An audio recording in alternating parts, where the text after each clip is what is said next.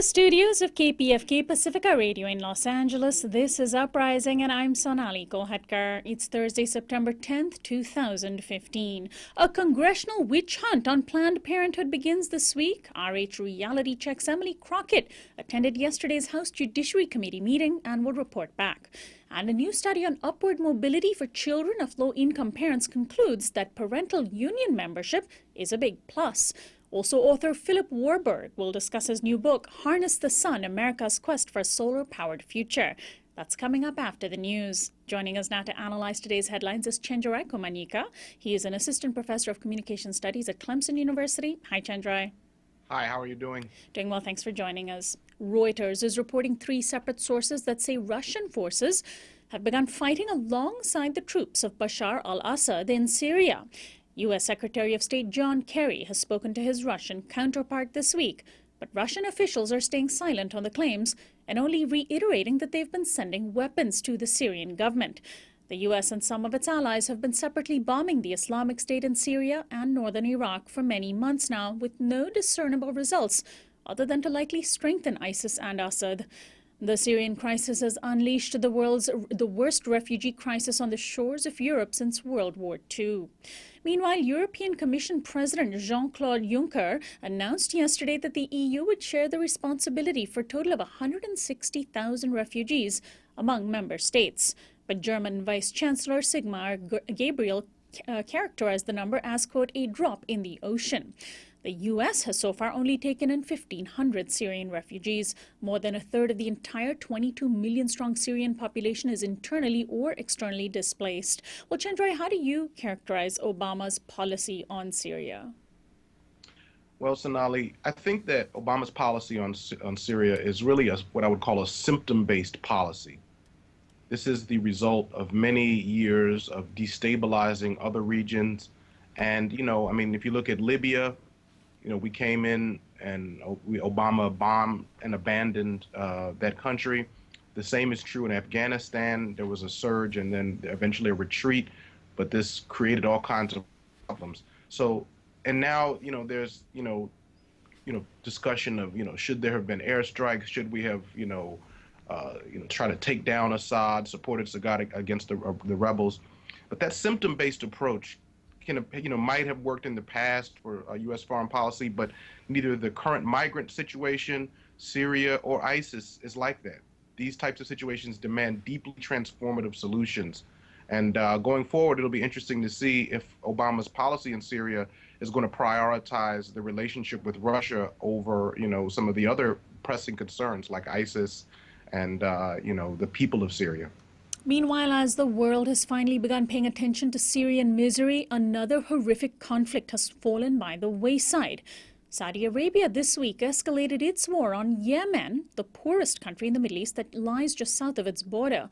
Saudi airstrikes bombarded the Yemeni capital of Sana'a this morning, apparently hitting the homes of Houthi rebel leaders that the Saudis fear are receiving Iranian support. U.S. military advisors have been providing Saudi Arabia with logistical and intelligence support in the war. Saudi Arabia is the U.S.'s largest weapons buyer, and this is the first major war it is engaged in. The Saudis have been condemned by international aid groups for essentially starving Yemenis by blocking food and medical shipments. A Saudi-led Navy inspection has halted aid this week. Images of sick, starving, and skeletal Yemeni children are found in the Arab press, but the U.S. and Western media has been stunningly silent on the war. Well, Chenjerai, why is there so much media silence on this war? Well, it really is a good question, especially given the amount of attention that's being paid to U.S. presidential race and, what's going on in Kentucky and things like that. But, if we look, typically government officials, our president, the White House is able to drive media coverage. And, we know that Obama has been closely meeting with King Salman during this period. And so they're probably, it seems logical that would have some effect, on what he's willing to comment on. So far, the comments that have come out of the White House on this is essentially that they support Saudi's efforts to do what they claim is just to strengthen, and create a functional government in Yemen. But I don't know. I mean, these military tactics, we see the impact that it has. On a personal note, I have a student who is from Yemen, and I've just seen the impact of these tactics on her and her family. And it's just really been, it really begs us to think about different kinds of solutions. And finally, here in the U.S., for the first time in 30 years, Seattle teachers have gone on strike. The Seattle Education Association, or SEA, says contract talks with the school district over the Labor Day weekend went awry, and teachers walked off the job on the first day of school. The SEA represents more than 5,000 teachers, and the strike has led to more than 50,000 students staying home from school. At the heart of the conflict is Seattle's charter school system, although pay raises and teacher evaluations, as well as the length of the workday, are also sticking points. The last time Seattle teachers struck in 1985, they were off the job for 25 days, and that strike was only resolved with the Washington state governor personally intervening. Chandra, how important is this strike coming at this time? Well, I think it's a crucial strike. To be honest, it's surprising that there have not been more teacher strikes in recent years, given the regressive changes that have happened in public education in the United States. But looking at the situation in Seattle, there's often an effort to characterize teachers' unions as an entitled group that are bellyaching, complaining, and making students and taxpayers pay the price. So what I think is key to remember in this case is that last month, the Washington Supreme Court, which is the highest appeal court, ordered the state in contempt of court for failure to, fund public education sufficiently and fairly.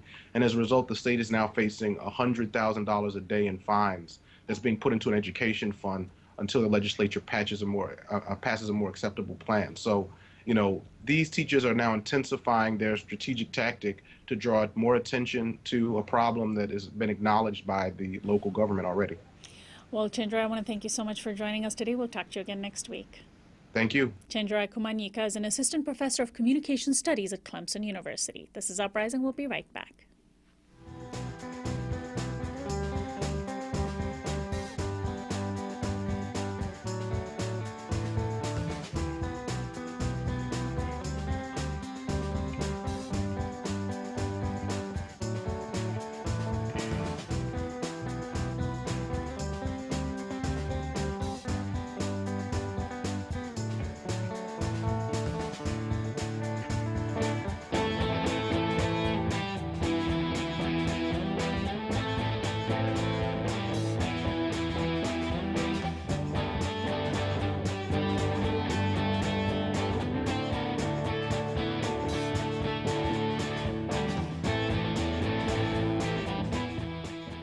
Welcome back to Uprising. I'm Sonali Kohatkar. Members of Congress, back from their summer recess, have wasted no time in attacking Planned Parenthood over heavily edited videos by a conservative group that makes wild claims over the selling of fetal body parts. In a House Judiciary hearing yesterday, witnesses were invited to share testimonies on why the organization that provides reproductive health services to primarily poor women should get federal tax dollars for non-abortion related services. The title of the hearing said it all: Examining the Horrific Abortion Practices at the Nation's Largest Abortion Provider. Meanwhile, a Planned Parenthood clinic in Pullman, Washington was set on fire last Friday. Investigators concluded that the cause was arson. In an op-ed yesterday, the Sacramento Bee said, quote, "Given the months of hysteria, the violence was no surprise." The op-ed went on to say the conservatives who are leading this charge need to ask themselves who exactly is being served here. And that is a good question, one that I plan to pose to my guest, Emily Crockett. She is the federal policy reporter with rhrealitycheck.org. She attended yesterday's House Judiciary Committee hearing. Welcome to Uprising, Emily. Hi, thanks. Glad to be here. Now, what was this hearing like? I understand that no one from Planned Parenthood was actually asked to make their case? Yes, no one from Planned Parenthood was there. No one was also there from the Center for Medical Progress, which is the organization, the front group for anti-choice activists that released these videos against Planned Parenthood. Now, the hearing, it was clear from the beginning that the hearing was going to be an exercise in just partisan tomfoolery. It was called, the title was Planned Parenthood Exposed, Examining the Horrific Abortion Practices at the nation's largest abortion provider. So you know from the outset how this is going to go. And predictably enough, Republicans mostly asked questions about, intact fetuses, about infanticide. They railed about the immorality of abortion. They ignored the relevance of whether a fetus is viable or not viable, despite the very patient explanations from the single one pro-choice witness out of four. This was Priscilla Smith of the Yale Law School's Program for the Study of Reproductive Justice. The other three witnesses were longtime anti-choice advocates, one of whom was James Bopp, the National Right to Life Committee's general counsel. He also works for other groups like the Susan B. Anthony List. And the other two were so-called abortion survivors. These are women who claim that they were born after a botched abortion attempt, and so they have now devoted their lives to advocating against abortion. Abortion survivors. That's, I have not heard that before. Yeah, no, it's definitely a thing in the anti-choice movement. Because what they want to do is sort of confuse people about what abortion actually is to conflate the idea of any abortion with the idea of deliberately killing a viable baby. And that's what all their rhetoric is about. That's what the hearing was all about. We heard lots of references to babies, to body parts. It's all an attempt to shock and disgust. And so there was no, the main focus was not the assertion that the Center for Medical Progress made, which was the false assertion that Planned Parenthood is in the business of selling fetal body parts, which was supposedly the impetus behind these hearings? That was supposedly the impetus, yes. There was some discussion of that, certainly, but not very much. There was some assertion, Bob talked a little bit about, just alleging that Planned Parenthood broke these laws. This is the chair of the House Judiciary Committee. Sorry? Who talked about it? Bopp, James Bopp, the lawyer. He claimed that Planned Parenthood. He actually said that there was a loophole in the fetal tissue law. He was one of the people who when the National Institutes of Health held a hearing about this law. He was one of two dissenters out of 21 witnesses who decided that fetal tissue research is ethical and should be performed.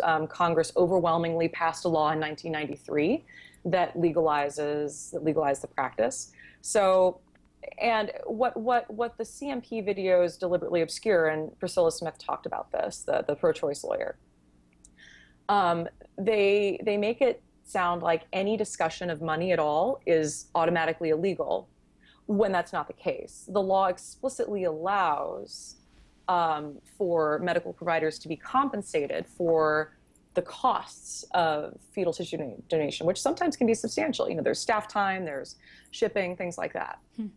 Now, how serious are these hearings? Conservative lawmakers are asserting that they will shut the government down over this federal funding. Are these hearings laying the groundwork for that? Could that actually happen? Well, the hearings are part of a general push by Republicans and by conservative lawmakers to defund Planned Parenthood. They probably are. Several members of the committee, Trent Franks, they have signed a letter saying that they will not support any funding bill that funds Planned Parenthood. Now, whether they'll make good on these threats is anyone's guess. Certainly, the Republican leadership does not have any appetite for another shutdown fight just 2 years after the Republicans shut the government down over Obamacare, and just 4 years after Republicans threatened to shut down the government over Planned Parenthood, again, because of heavily edited videos. So we've seen all of this before.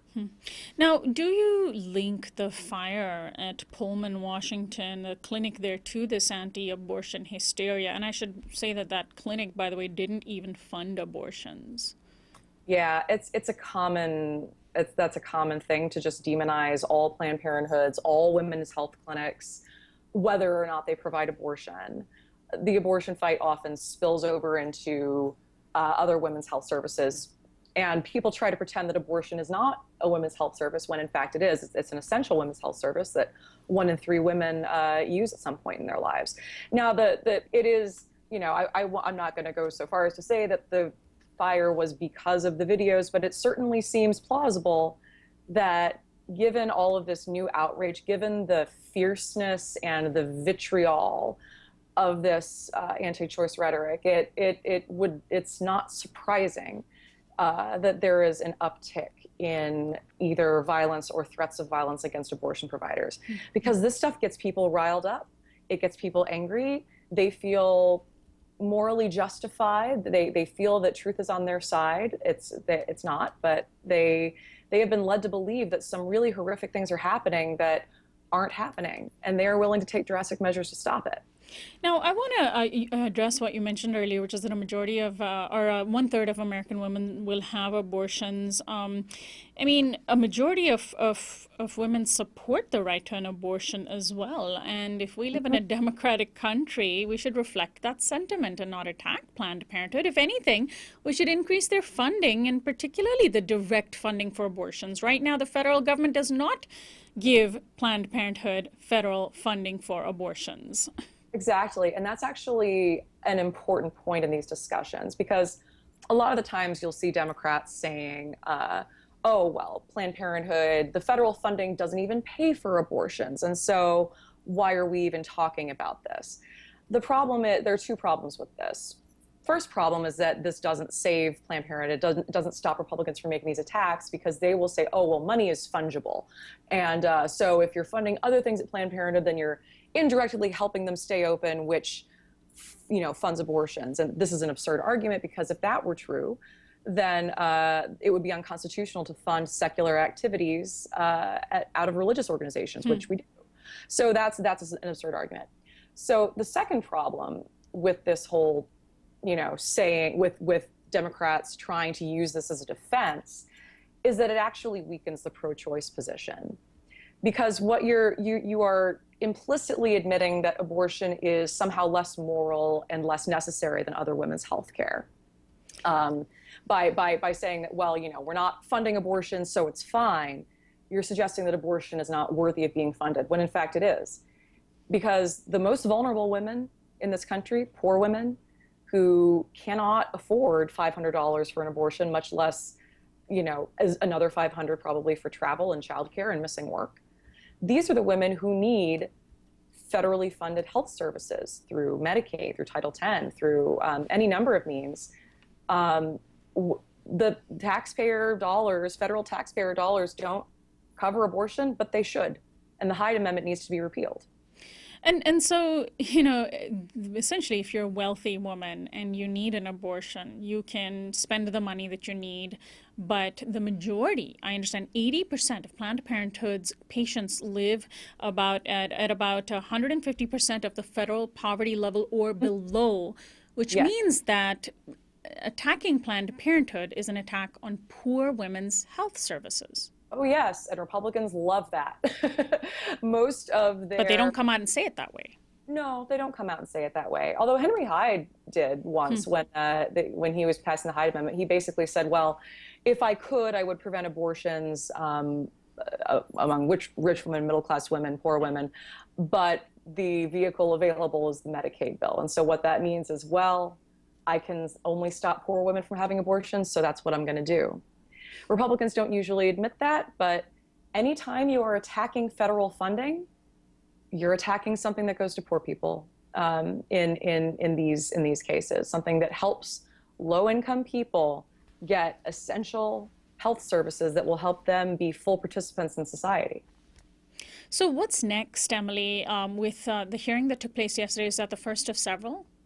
It is the first of several. It's also the first of several on several different committees. Goodlatte, who's the chair of the committee, said this was part 1 of 2, so maybe part 2 will have Planned Parenthood, maybe it won't.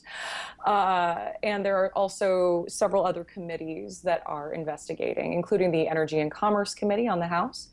Now, the Energy and Commerce Committee Democrats actually released a report yesterday that is the result of months of interviews and bipartisan hearings, that they say, that there is no evidence that Planned Parenthood actually violated the law. So, it remains to be seen what the committee's Republicans say. It remains to be seen what those hearings look like. But as Congress comes back from recess and as there are all kinds of things that they should be focusing on, the Iran deal, funding the government for the next year, which the clock runs out for that at the end of this month. Instead of that, they are spending an inordinate amount of time in taxpayer dollars on attacking Planned Parenthood. And I understand that while lawmakers were on recess this summer, several Republican-led states also pushed to cut funding and rushed to cut funding, their state funding to Planned Parenthood. Yes, they did. And that's actually being challenged in court because the problem, here's the other problem with defunding Planned Parenthood, is it doesn't actually work in practice. Planned Parenthood gets about 3/4 of its funding from Medicaid reimbursement. So a patient goes get services, and then Medicaid reimburses the provider. So that's not something you can just kind of cut. That's not a thing that you can easily do. Now, some states have found ways to cut Planned Parenthood's funding outside of Medicaid. Some states are still, despite repeated court injunctions against these kinds of laws, some states are still trying to cut Planned Parenthood using Medicaid. Bobby Jindal in Louisiana is one of those who are trying to do this, and the Department of Justice has taken Planned Parenthood's side in a lawsuit against him for doing this, to try to stop him from doing this, because Medicaid has rules about discriminating against providers for reasons that are other than they are not a viable Medicaid provider. So for instance, singling out Planned Parenthood because it provides abortions is a really good way to fall afoul of that law. Well, Emily, I want to thank you so much for joining us today. Give out a website where people can read your writings. It's rhrealitycheck.org, rhrealitycheck. And we'll post that to our website, uprisingwithsonali.com, later today. Thank you so much for joining us. Thanks, Sonali. Emily Crockett is the federal policy reporter with RH Reality Check. She attended yesterday's House Judiciary Committee hearing, the first of several on Planned Parenthood. This is Uprising. We'll be right back after this break.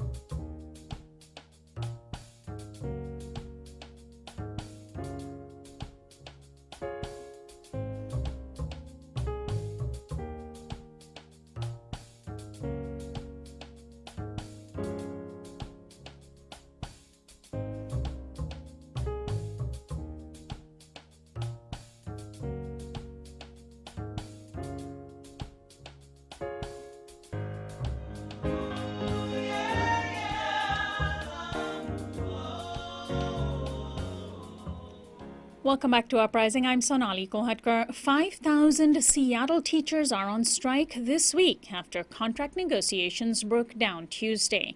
It is the first time in 30 years that the city has seen a teacher strike.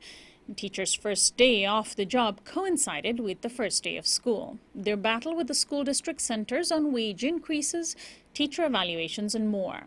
The power of unions is on full display during strikes, but the benefits of unionization over the long term are often less visible. At a time when union membership in the U.S. is at its lowest levels, a new study has found that children of union members are significantly likely to do better than non-union members. The study, released by the Center for American Progress, is entitled Bargaining for the American Dream, What Unions Do for Mobility.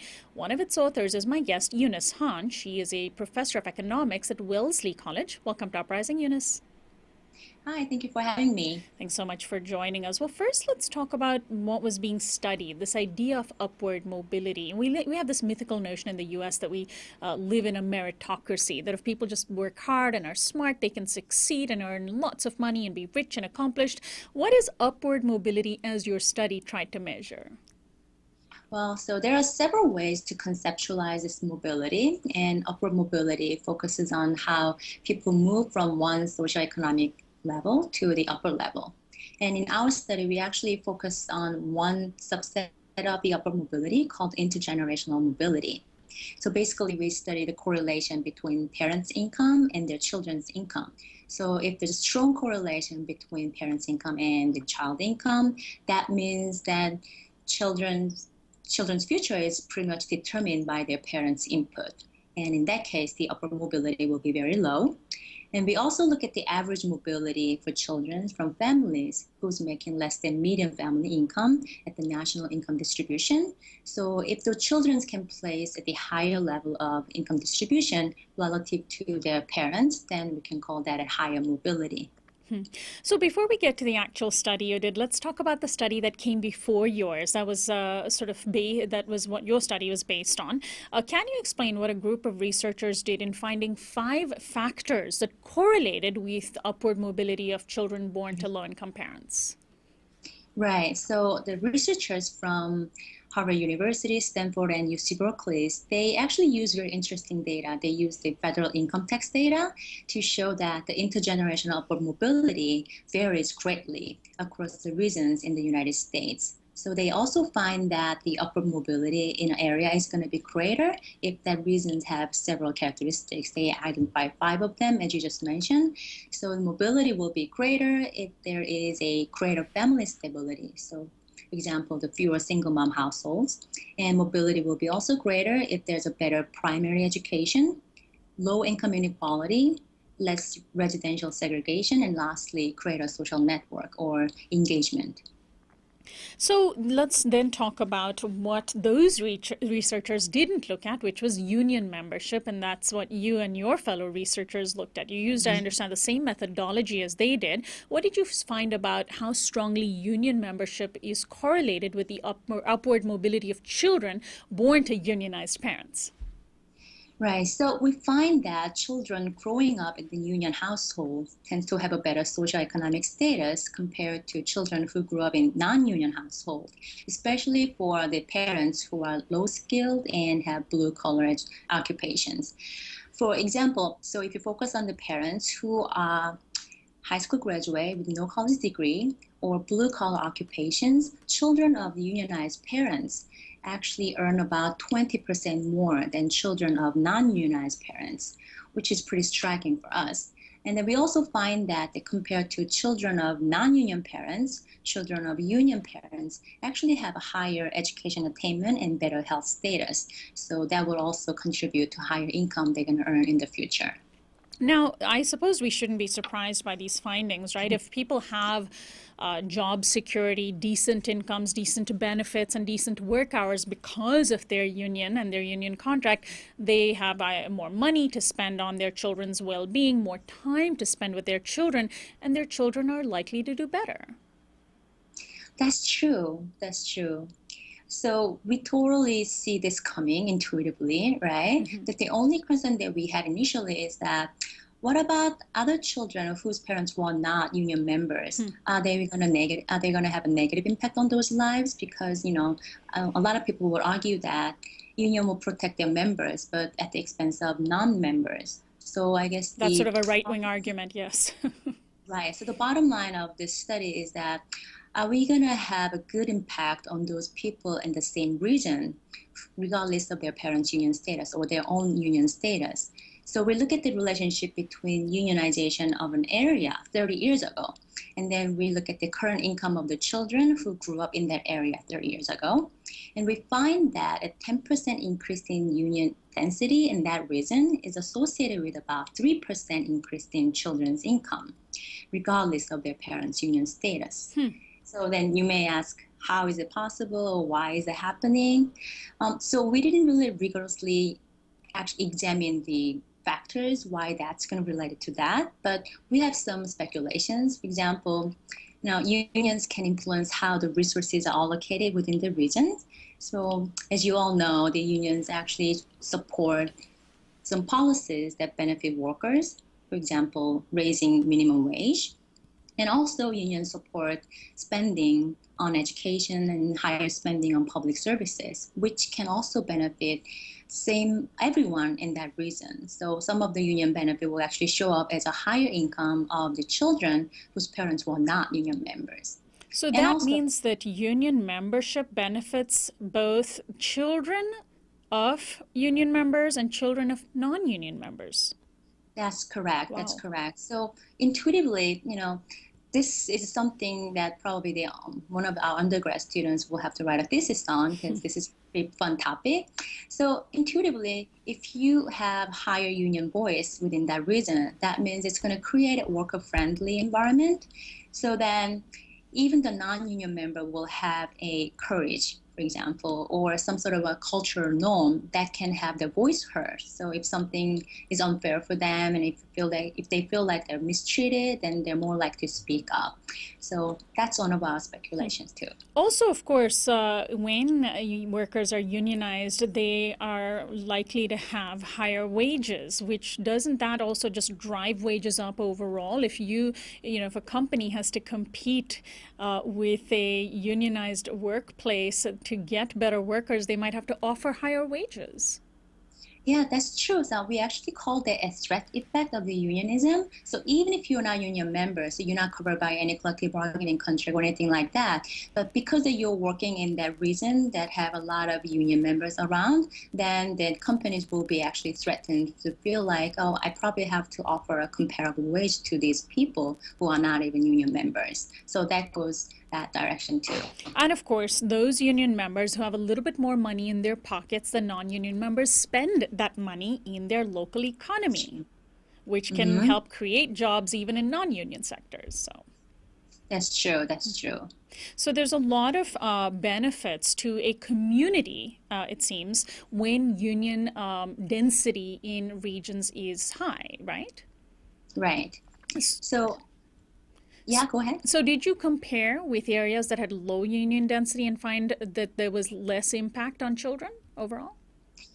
So our study does not really have the mechanism to confirm that this is a causation. So there's not like a causal relationship between unionism and mobility. But we know that since we compare these similar regions with different union density per se, I think this is pretty much grasping the union effects on the area's mobility, not just the union members' mobility, but the area in general. So there's a correlational effect, and you still have to determine whether there's a causation. Right. We still have to determine that, although it's going to be very hard, and we didn't even try to go that deep because this is the first study that we're trying to link the unionism to children's future. So we hope that then more study will come to examine this causation. Now, in the last few years, there's been a lot of work by low-income workers to raise the minimum wage in their cities and their states and their localities to $15 an hour. But many of those same people are saying $15 and a union, which I think is quite significant. The union part of that fight hasn't borne out as well as the demand for $15 an hour has. Would union membership, based on this study, be one of the best ways to ensure children's well-being and mobility? Well, that's a tough question to answer, actually. So I'm not sure whether that $15 minimum wage is the optimum level for our society at this point. So that's actually beyond the scope of our current study. So I cannot go that far. But based on this study, what we found here is that since we saw this correlation between unionism and children's mobility, and even the children's mobility for the non-union parents, we believe that the benefits that unions can bring to the society is actually pretty high, and the benefits will be even greater in a region where they have a strong union voice. So definitely something to be done more in here. And of course, most of the approaches that we see politicians and the media taking on the well-being of children or well-being of communities are based on personal responsibility, right? Such as single parenthood, high school dropout rates. And that's the American way, that you are just singly responsible as an individual for your own fate. But union membership is something that's considered politically unpopular because of so much right-wing propaganda against the labor union bosses that are oppressing the American workforce. How important are studies like yours? Clearly, this even seems to be a good starting point for more studies in establishing union membership as an important marker of societal well-being. Right. So apparently, I do believe this is great starting point, and it will have a good impact on how people understand the union's role in our society. So definitely more study has to be done to better understand how we can amplify the positive role of the unionization in our society. And one of the benefits that we haven't mentioned so far is in our study, we find that the unionism is negatively correlated with income inequality, so which is consistent with other studies. Right. So having said that, then weak unionism, if the unionism is weak in that reason, it's going to be correlated with higher income inequality and also with less economic mobility. So that's probably not a good place to be in for us. So having said that, the recent movement in several states is trying to restrict the collective bargaining rights of unionism, which will also affect the lower union voice or smaller union voice. That actually does put some concern on me. So that's concerning.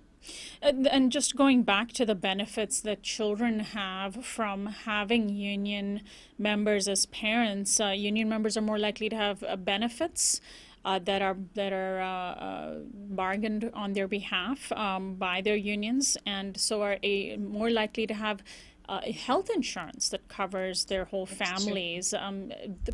Health outcomes are also, of course, important markers of upward mobility. If children grow up healthy, they're obviously likely to do better. Is that also something that you speculate is one reason why upward mobility is strong in strong union areas? Yes, so we do believe that we actually find that the education attainment and the health status is actually higher for the children of unionized parents. So that's clearly one of our findings. But we also believe that the child care or maternity leave that the unionized workers can enjoy over the non-unionized workers, it also puts some benefits on children's lives, right? I think intuitively that should make sense. If you have a better health care, better child care, better maternity leave, then a lot of them will actually go to your children, not to you. I can personally attest to the importance of my union in improving the outcome of my family with healthcare benefits and good maternity leave, etc. So I want to thank you so much, Eunice, for joining us today. Oh, thank you for having me. And give out a website where people can find the study, by the way. Yeah, if you go to the Center for American Progress, then there's a full report that we've done. So you can just click on that link and read the full report. And the report is entitled Bargaining for the American Dream, What Unions Do for Mobility. Thanks so much, Eunice. Thank you. My guest is Eunice Han. She is a professor of economics at Wellesley College and one of the authors of the study we've just been discussing. This is Uprising. When we come back, we will examine a new book on solar energy in the United States and how the industry is taking off. Stay tuned.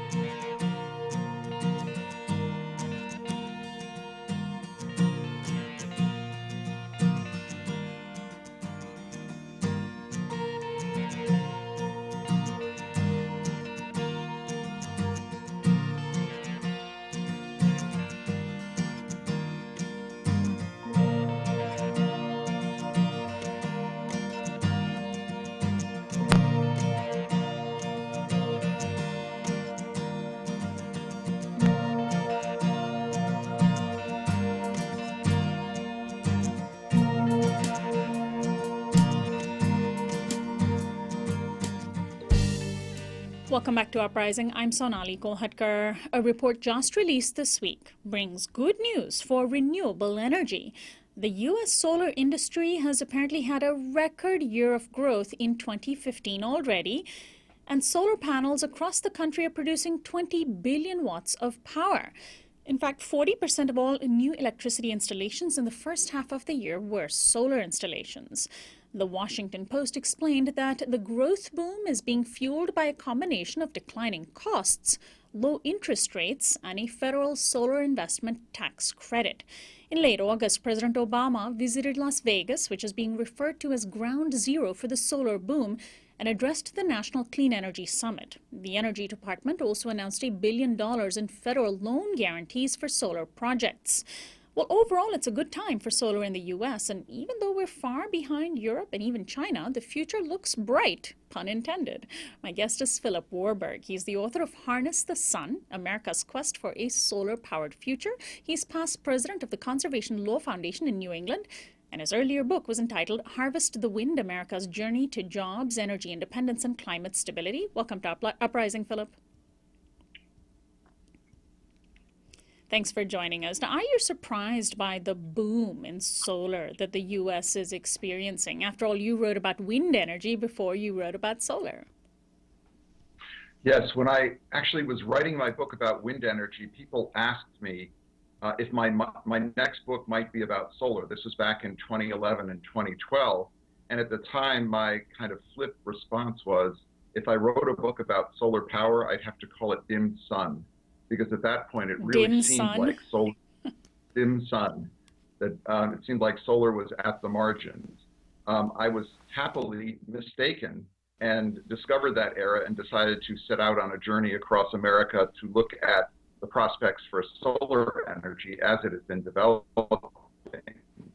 And as you rightly stated, the statistics for the first half of this year are pretty phenomenal. And I should just add to them that if you add wind power during the first half of this year to solar, you get to 75% of our total new installed capacity during the first 6 months of this year from renewable energy. So that's a pretty remarkable step toward a more sustainable energy future. So 40% of all installations solar, but 75% of renewable, because that includes solar and wind. Correct. These are new energy installations. So this is the sort of growth part of the energy industry in general. That's correct. How did your own experience of installing solar on your home's roof become part of your journey of seeing that solar is so promising?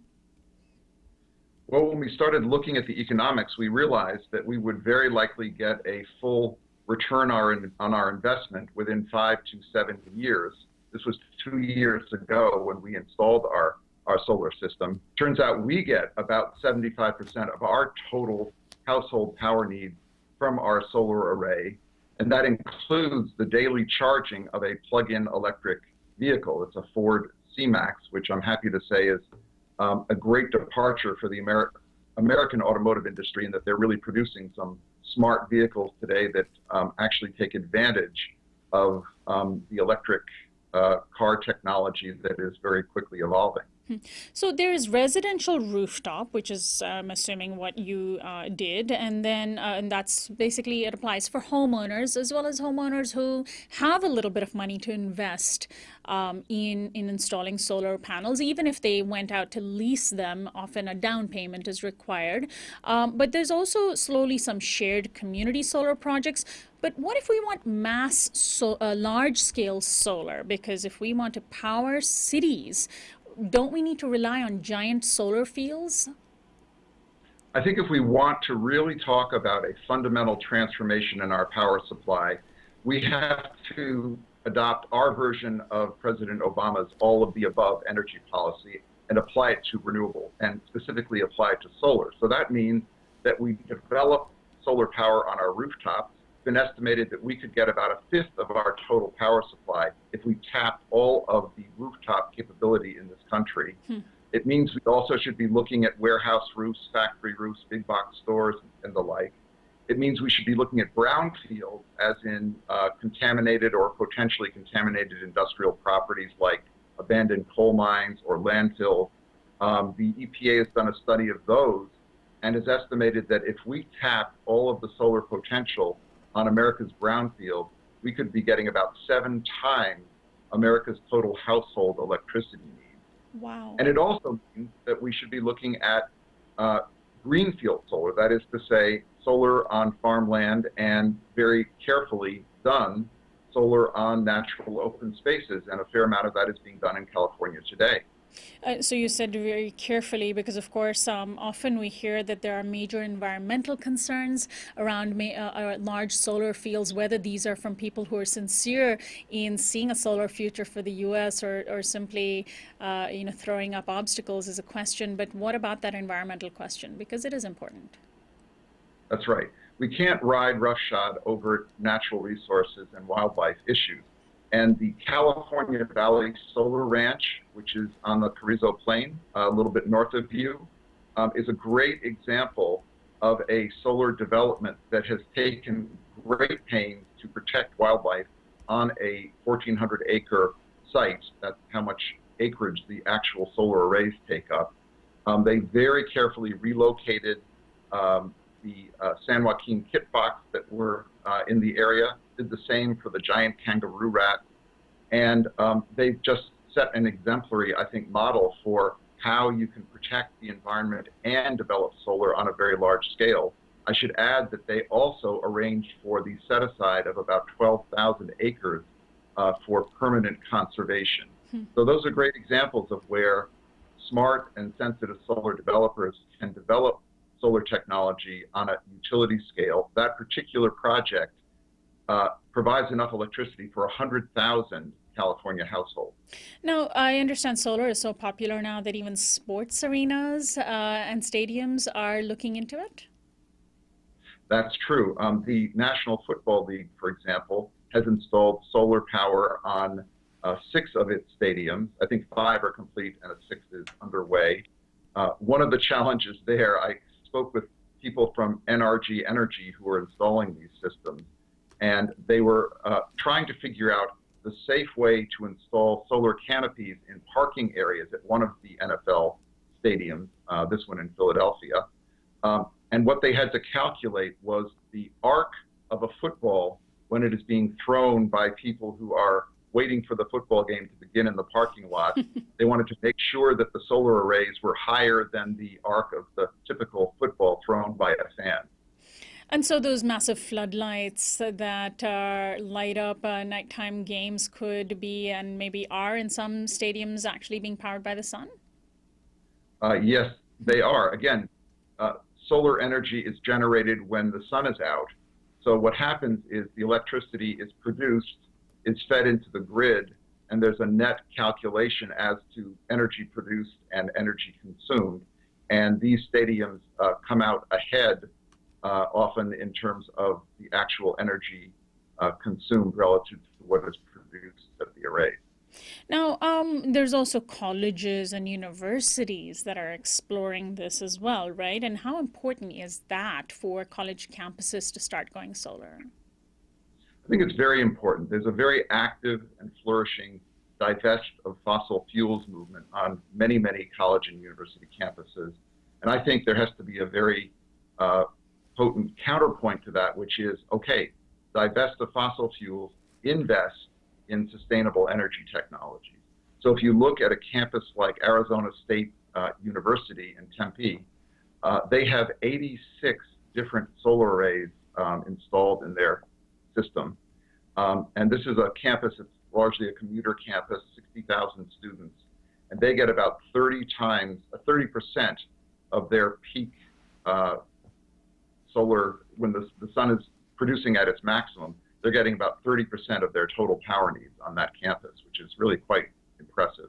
But it doesn't just have to be in areas like Arizona where we know there's lots of sun. At Rutgers University in New Jersey, there are solar arrays at their Livingston campus that also generate a very substantial portion of the power needs of that campus. So I think we can really see solar be rolled out across the country on university campuses. Now, the solar boom seems to be uneven geographically within the United States, with California way ahead of all other states in how much solar energy is produced. Why is California so far ahead, and what could the rest of the country learn from how California has done solar? Well, I think California is exemplary. It's got a lot of the right policies in place, starting with a renewable portfolio standard that currently is at 33% of all electricity needs to come from qualifying renewable sources by 2020. Your legislature is now debating raising that standard to 50% by 2030, which would be a great leap. And that gives a very powerful incentive to utilities to come up with the right ways to find those renewable sources of power. California's also been very good in providing incentives to homeowners and businesses for renewable energy. And it has a very good net metering policy, which means that homeowners and businesses can generate electricity when the sun is out and sell their surplus electricity to their local utility at a full retail rate, which is a very important aspect of developing solar power. So I think that's part of it. But one thing I want to stress, because I'm from chilly and snowy Massachusetts, is that solar photovoltaics actually work better in colder weather. Really? And yes, they do, because they're drawing upon the sun's light and not upon the sun's heat. And of course, electronics work better when they're cold, not when they're hot. Precisely. So we enjoy actually a fairly sunny climate here in Massachusetts, even though it's very cold. Massachusetts now ranks number 6 in the nation in installed solar capacity, even though we're a small state. So we shouldn't just think, well, California is a highly solarized state. It's a huge state with lots of land. Massachusetts is constrained in its land resources, but we do have solar energy that we can tap in abundance.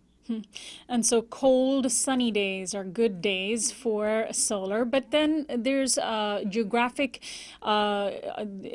inconsistencies around the world as well. A relatively gray Germany is the leader in the world on how it does solar. Tell us how Germany, which has far fewer sunny days than the U.S., has gone so far ahead. Is it because they started investing in solar infrastructure much earlier than the U.S.? So what are the lessons we can learn from them? Germany was really a pioneer in getting solar going with what was called the 100,000 Roofs program back in the late 1990s. And what they have done, which is terrific, is they've made it as easy as possible for homeowners and businesses to install solar. One of the things that we've found is the hard costs of solar energy have come down very dramatically over the past few years. And by the hard costs, I mean the solar panels, the solar inverters, and the like. What's harder to bring down are the soft costs, the costs involved in getting a facility permitted and installing it in as efficient a manner as possible. And what we're finding is that Germany today, the soft costs are about 10% of the soft costs here in America.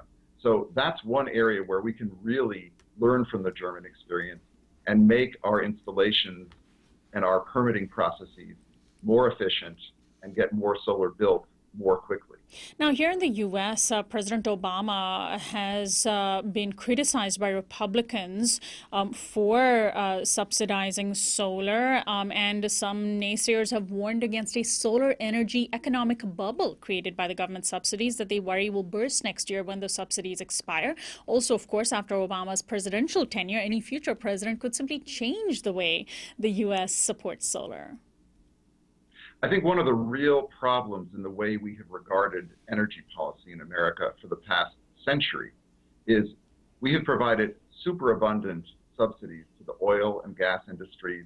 We've provided great safeguards in terms of insurance liability to the nuclear industry, as well as an enormous amount invested in research and development in that area. And for unfortunate reasons, primarily because the fossil fuel industry is really trying to fight solar tooth and nail, we're having to struggle to keep some level of continuity for the incentives that are now in place for solar power. The federal investment tax credit has been an enormous boon to the solar industry. It's been an appropriate catalyst to a nascent industry, and the fossil fuel industry has been fighting it tooth and nail. It will expire for residential installations entirely at the end of 2016.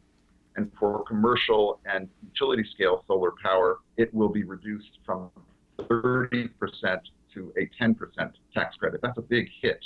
And I think we really need to push hard to create a greater level of continuity.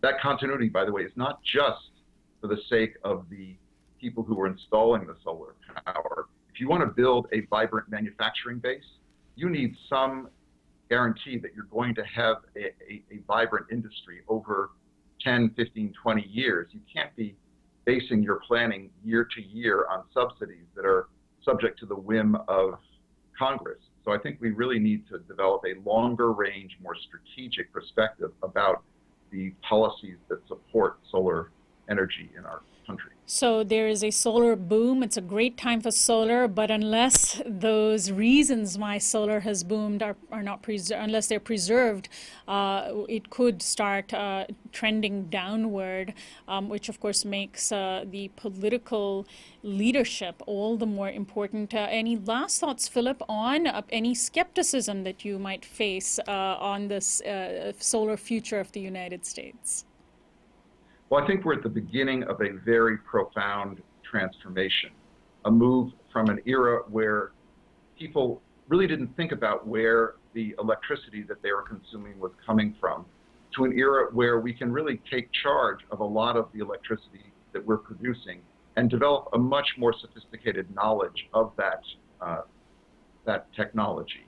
Along with that comes certain responsibilities and a level of complexity. Because solar is a variable resource, you need to develop the policy tools to accompany that resource. We need better storage. We need smarter use of our electricity in terms of when we use it, how we use it. And we're moving in that direction, but we're really just at the beginning stages of a solar energy era, and we need to nurture that industry going forward.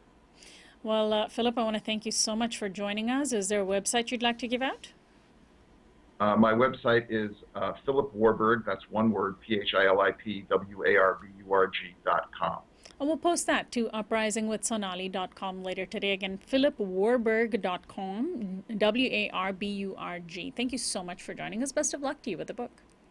Thank you. My pleasure. My guest is Philip Warburg. He is the author of Harness the Sun, America's Quest for a Solar-Powered Future. He is also a past president of the Conservation Law Foundation in New England, and his earlier book was entitled Harvest the Wind, America's Journey to Jobs, Energy Independence, and Climate Stability.